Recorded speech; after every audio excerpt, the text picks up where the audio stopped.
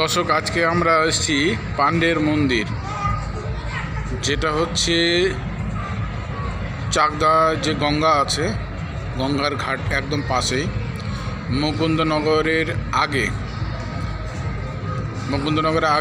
এটা পাণ্ডের মন্দির। এটা আসতে হয় আপনার চাকদা থেকে, পুরনো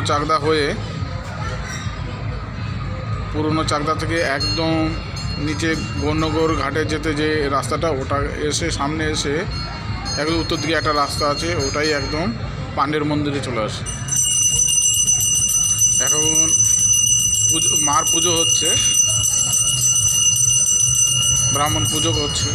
এত সুন্দর, এত জাঁকজমক। আপনারা যদি আসেন, এখান থেকে যেতে ইচ্ছা করবেন না। এত গঙ্গার ঘাট, এত সুন্দর পরিবেশ, মনোরম। আর এখানে এই যে মন্দির যা করে দিয়েছে, অনেকগুলো মন্দির আছে এখানে, পুজো হচ্ছে। এখানেও মার মন্দির।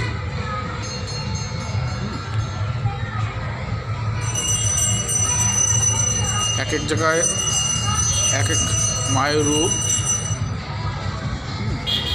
প্রচুর দর্শনার্থী আসে। আপনারা আসবেন।